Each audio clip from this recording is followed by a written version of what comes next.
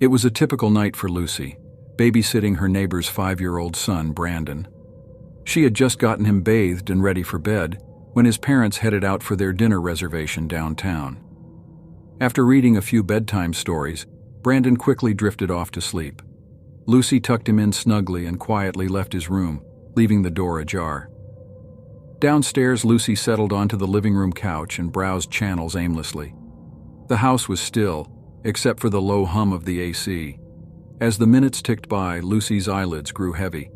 She must have dozed off because suddenly she jolted awake, sensing something was off. The house seemed much colder now. Lucy shivered and glanced around the dark living room. The AC shouldn't be blowing this cold, she thought. She grabbed a throw blanket and wrapped it tightly around herself. As she reached for the remote to check the time, the TV abruptly turned off by itself. Lucy froze. Slowly, she turned her head towards the stairs. A shapeless shadow drifted across the wall at the top of the steps. Lucy stared, heart thumping. The shadow moved across the hall into Brandon's room. Snapping out of her paralyzed state, Lucy leapt up and rushed upstairs. Brandon's room appeared still and undisturbed. She checked the sleeping boy, who was safe and sound. With shaking hands, Lucy pulled the covers up around Brandon's chin. She gasped as a cold breath tickled the back of her neck.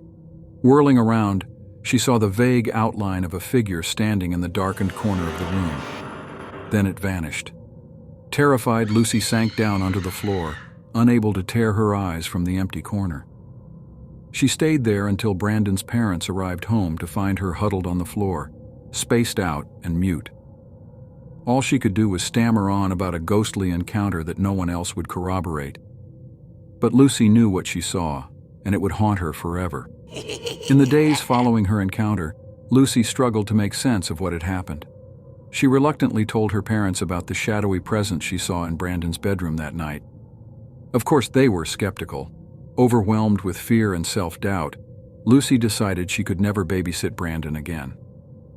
A few weeks later, Brandon's mother, Elizabeth, approached Lucy, pleading with her to babysit again. Their regular sitter had canceled last minute. Still deeply shaken, Lucy reluctantly agreed to help them out. That night, after getting Brandon to bed, Lucy settled onto the living room couch, every nerve on high alert. The hours ticked by uneventfully. Finally, relief washed over her. "See, just my imagination," she told herself. But right at midnight, the telltale cold draft swept over her. The fine hairs on Lucy's neck stood up as the temperature plummeted.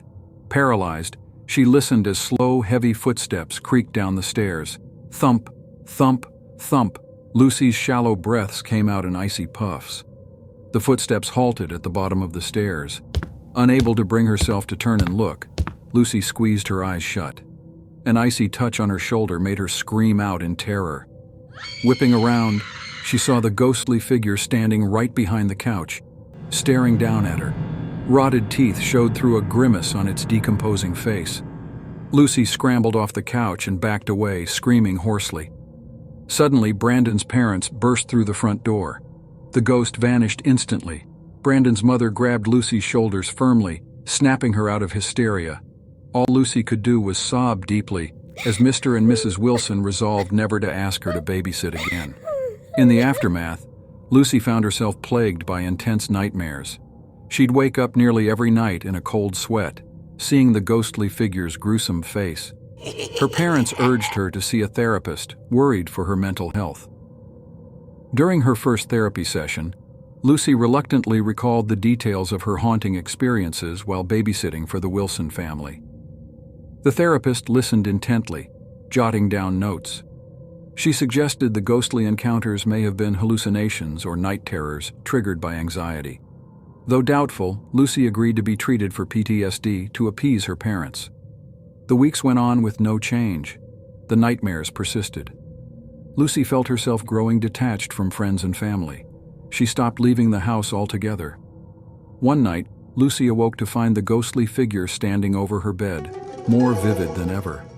Petrified, she sank down into her mattress as it reached a rotten hand towards her. At that moment, her bedroom door flew open and her parents rushed in, awoken by her screams. But the ghost was nowhere to be seen. Her father shook her shoulders, trying to break Lucy out of her panicked state. As she slowly came to her senses, Lucy realized she needed to confront this ghost once and for all. The next day, without telling anyone, Lucy found herself walking to the Wilsons' house. She paused at their front steps, mustering her courage. "This ends today," she thought. Lucy walked inside to face the spirit that had been haunting her mercilessly since that fateful babysitting night. Heart pounding, Lucy stepped into the Wilsons' now empty house. She called out sharply, "I know you're here, show yourself." The temperature plummeted in response. Lucy strode up the stairs to Brandon's bedroom, the ghost's usual haunt. "I'm not afraid of you," she stated, standing firm. A bone-chilling breeze whipped through the room. Without warning, the ghost materialized before her, eyes dark and hollow. Lucy held her ground. "What do you want from me?" she demanded. The ghost said nothing, floating silently toward her. As it loomed closer, its decaying features came into focus. Lucy recoiled at the sight of its gnarled hands and rotting flesh. "Speak!"